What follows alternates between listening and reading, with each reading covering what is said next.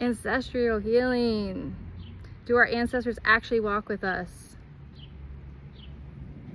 Why do I feel such a deep, deep, deep, deep passion in my heart and soul to share this message with the world? Here's one of them. Quick story time. You ready? You're gonna come with me. Come with me about 2 years ago, right? This is gonna be magical, I promise you. Perhaps even hard to believe. Stick with me. Stick with me till the end. Roughly 2 years ago, I was in a really rough relationship. Now, mind you, at the time, subconsciously, I knew that it wasn't well. Though, per typical, when it comes to the family dynamics and the shaming and such, I decided that I could not be trusted, right? I was wrong and listened to the manipulations and such, and it was I that was absolutely crazy for feeling these things. So, with this being said, I was feeling almost like crazy. I was obsessive, right, with the anxiety and such, and the control was really bad, and the abuse was much worse than I was able to acknowledge and accept in the time being.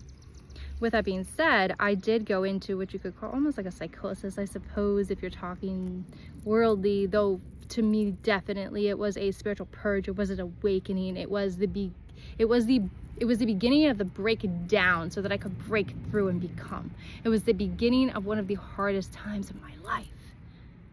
With that came massive psychic and mediumship awakening. I mean, I started astral projecting, not lucid dreaming. I was awake. I was going into said person's house. I literally went to their house and I poked him and I saw him jump and I called him and said, "Did you feel that?" And he, "What the F are you doing?" "Yes, that was you. Get out." Completely crossing borders and like boundary lines that I had no business doing, but I didn't even mean to. If I thought about it enough and I had enough emotion, I could be somewhere. Well, this led me down a path to also figuring out how to journey unintentionally, to automatic writing. Led me to the path of intentionally setting up space to meet with loved ones that have crossed over and healing. That's another story for another day. I was having intense visions also. So with this being said, I went and I called my Reiki practitioners. I'm like, "Girl, like, I can't. Something's weird here. Like, I need help. I'm out of control with this, and I am pushing boundaries, and I feel like I'm being dishonest to my gifts, and I need help." So I went and I sat with her, and she said, "Aha," because, you know, I had been in there before multiple times, and we did speak of the shamanic, and she said that she felt that was going to open up for me. This was 4 or 5 years prior.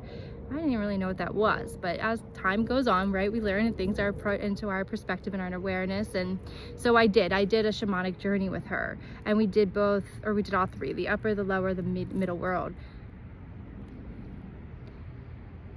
Let me tell you something. I'm gonna go backwards a little bit. At this point in time, I was looking for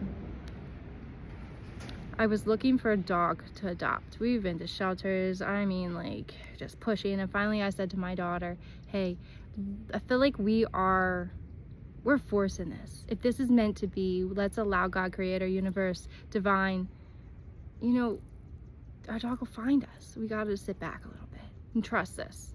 It was becoming very emotional, especially for her. So we did just that. I don't know, within 3 days I go for this Reiki.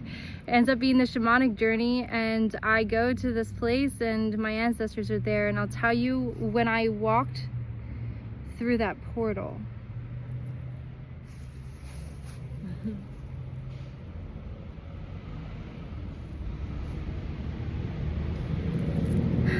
when I walked through that portal, it was like nothing that I could even imagine, nothing I've ever experienced. And I'm not talking just physical, I mean emotional, spiritual, mental, the love that encompassed. When I walked through that portal, I literally heard, "She's here, she's finally here." And they bowed. And I remember saying, like, "Get up, what are you doing? Get up."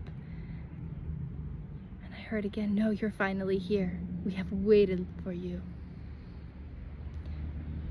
And the journey continues. The Phoenix came down for me, and he took me up with his feet, and I got to ride on his back. And at the very end of my journey with the Phoenix, he said to me, "I have a gift for you." And he pulled a feather out from himself.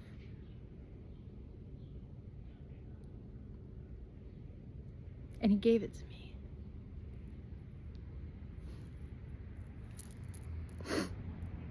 And at one of the lowest points in my life, I put that feather in my back. And I remember I looked at him like, that's what I'm supposed to do. He said, yeah, you're ready. And I put it in my back. And I had wings. I had beautiful, vibrant, turquoise and purple and magenta. Almost like a fluid water, fire and air mixture. Wings. Very shortly after that, everything broke loose. I sat with myself in my codependency and I left him because my visions were right. I saw him cheating on me. I found him cheating on me, and that's okay. I'm grateful for that part of my journey, even for him. And then came the understanding of the family dynamics. But before that happened, remember I told you I was looking for a dog and I surrendered and released it? Within a little bit of no time, I found a page on Facebook, or a post on Facebook, that there was a dog looking for a home. Mind you, I also want to mention this to you, 1111. Can you see it? I think it's this side. I can't see the sun. Maybe it's this one. Anyway, 1111 is my number. Has been for a long time.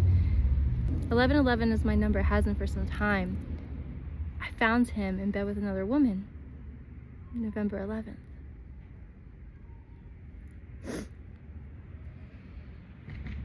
I found a post on Facebook that said this dog needed a home and it had to go by the next day or it was going to the SPCA.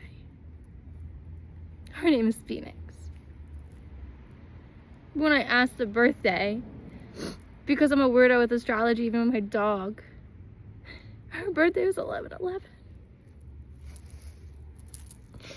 So, yeah, I believe in this. Yeah, this is not coincidence. Yeah, they walk with me. Yeah, they walk with you.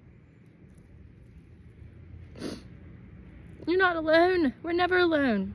I have never in my life felt more love and connection and strength and power and unity than I have in that moment, and it carried through into my physical sense. And I have that dog every day. She's a reminder.